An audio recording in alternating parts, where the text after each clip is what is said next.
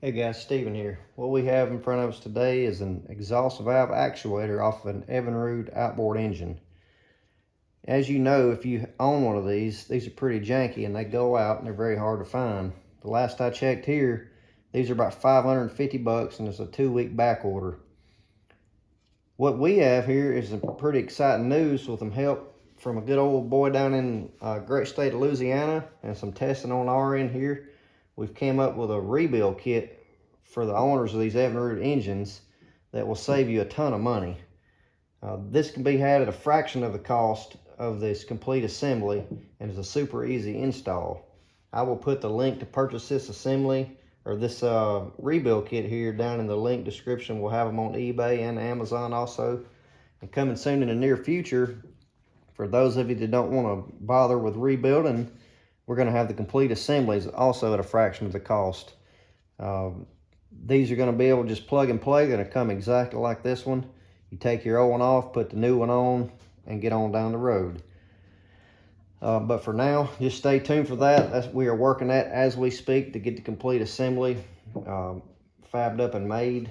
Those will be coming in the near future. But for now, a super good option versus getting on back order and spending all that money is to rebuild your factory one. So this rebuild kit will come with the electronic side. So you'll see the plug side. It'll come with the gears. You may or may not need the gears. It would just depend on your assembly. Once you take them out, if your gears look good, you can get by without replacing the gears. They're easy to do anyway. I would recommend just doing it, but if you don't want to and you want to keep your original gears, you can definitely do that. But we put them in there just in case, because a lot of them do strip, as you'll see maybe in this case when we open it up. It also comes with a new O-ring for the back here. You want to replace that O-ring and good to go. Make sure you're getting no water intrusion in there. Another thing you'll notice differently is this one has 3 pins and 4 pins. Now I've noticed on some of these are 4 and some of these are 3, depending on your boat gear model.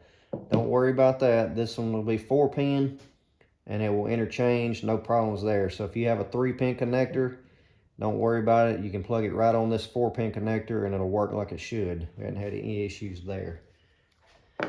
So we're gonna go ahead and open this up. So on the O-ring part, before we even do that, we'll go ahead and replace that. I'll take a little pick and then just pull the old O-ring off. Take you a rag and just kind of wipe around it real good and put your new O-ring on. What I would do is take a little bit of grease or dielectric grease, something like that, and put around the edge of it, kind of get it slicked up. So when you do install it, it doesn't roll over on you and get water in here. So got the O-ring on. Let's go ahead and take this bad boy apart, see what's inside of it. T25 Torx bit is what you need to get this apart. Now, I've seen several of them be hard to get apart, and I've seen some of them come apart super easy. If it doesn't pull apart right off, you can take you a razor knife and kind of cut along the edge right there. They might have a little glue in there from the factory. Let's see.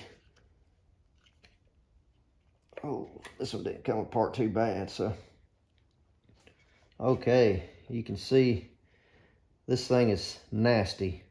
So as you can see, and probably bet, this did not work, of course. So you can see this is the old side, this is the new side. New motor, new circuit board, all that stuff. Another thing to note is this comes with an O-ring in it. That O-ring is seated in a groove there. And on the side of your factory case, you'll see a raised lip. And that raised lip will go down and seat on that rubber seal right there. You won't have to put any kind of silicone or anything like that on it if you don't want to. If you want to, that's probably fine. I wouldn't gob it on there, maybe just a light coat, but I mean, we've gotten away without putting anything and never had any issues. But so we'll put this aside. This is the gears in here. So these gears just pull out. See the shaft. And one thing to note on the back, before you pull these gears out, mark the position. You'll see I got several marks on this case, but mark the position of this in relation to the case. That way when you put this back together, you can get it back exactly like you took it apart, so you don't have to worry about having any problems when you bolt it on your engine. So these gears pull out here.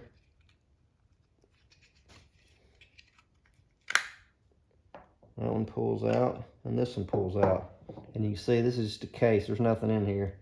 Take you a rag, take some brake cleaner, and kind of clean this case up really good. Make sure there's no debris around the O-ring seal there. There's a little bit of rubber left on that one. In the factory, I would get all that off, clean it up real good with a wire brush, just to be safe. So replacing the gears, you see this is the old gear, this is the new gear. Pretty self-explanatory there on that. So this gear is your big gear, and as I was talking about earlier, sometimes these will strip.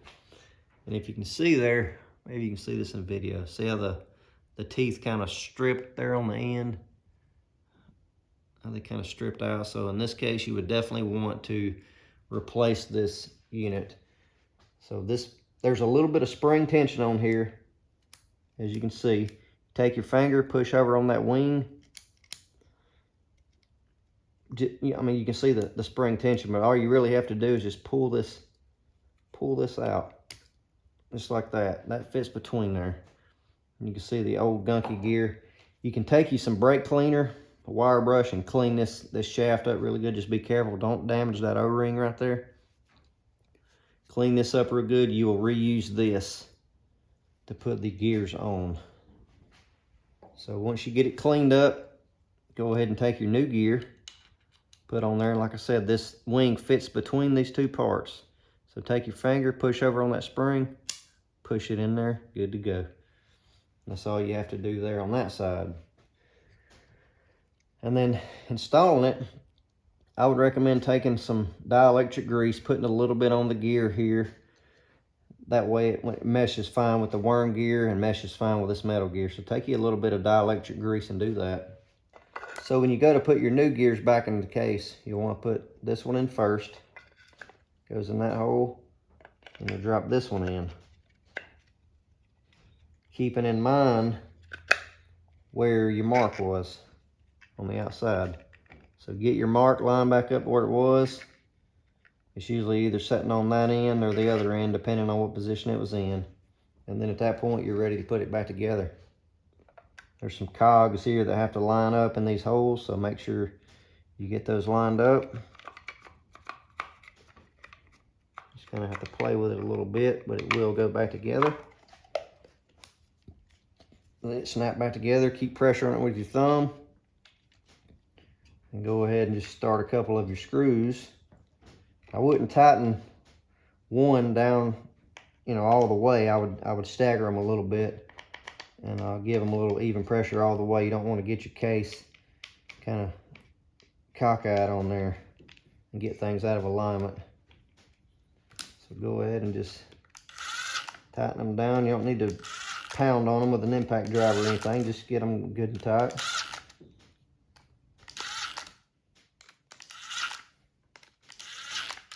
That's good to go. You're ready to get back on the water.